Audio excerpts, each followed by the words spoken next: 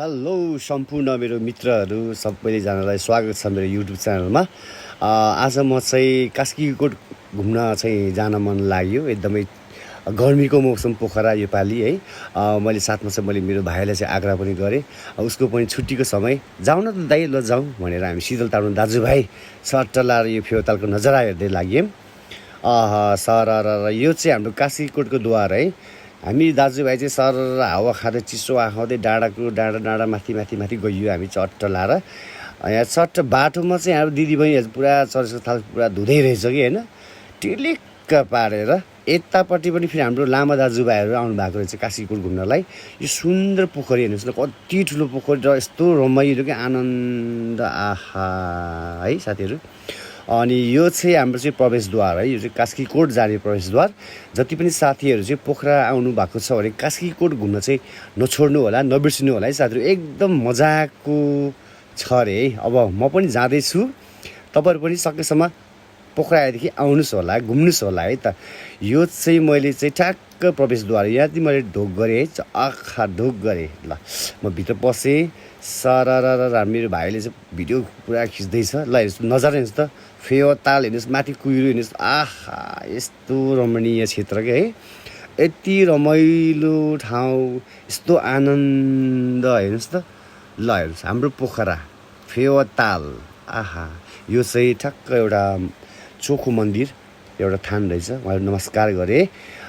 यो चाहिँ मैले चाहिँ ढुङ्गाहरू बुटलेर एउटा सम्झना गर्नुसार मैले यस्तो नि गर्न भ्याएँ भनौँ न साथीहरू है। ढुङ्गा खोज्दा पायो त बल्ल टक्क मैले चाहिँ मनको इच्छा गरेँ मागेँ। यहाँ भाइले फेरि दाइ मलाई भिडियो गरिदिनु न भनिहालेँ कि। भाइ फेरि नक्कली छ अलिअलि। मैले भाइको लागि सरर एउटा भिडियो बनाइदिएँ।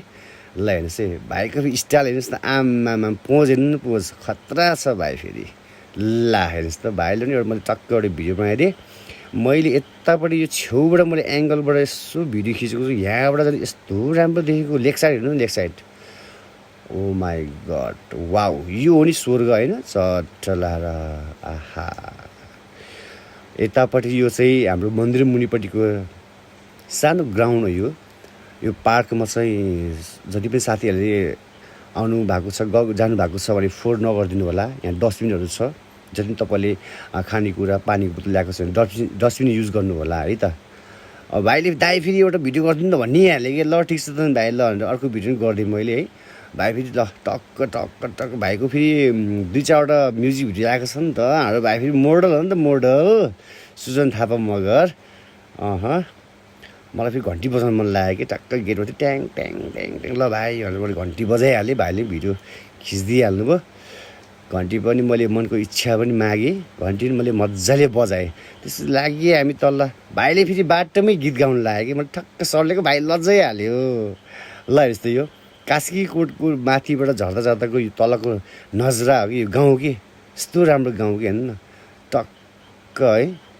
आहा यस्तो रमाइलो ठाउँ साथीहरू, तपाईँले नछोड्नु होला है। यस्तो राम्रो ठाउँ नछोड्नु होला, आउनुहोस् है तपाईँहरू घुम्न आउनुहोस्। यो चाहिँ 300 वर्ष अगाडिको चौतारो अरे है यो है। हेर्नुहोस् त, जति पनि कास्कीकोटको पूजा गर्न जानुहुन्छ नि पहिला यसमा घुमाएर यसमा पुजाएर मात्रै बल्ल पूजा गर्न जान्छ अरे है।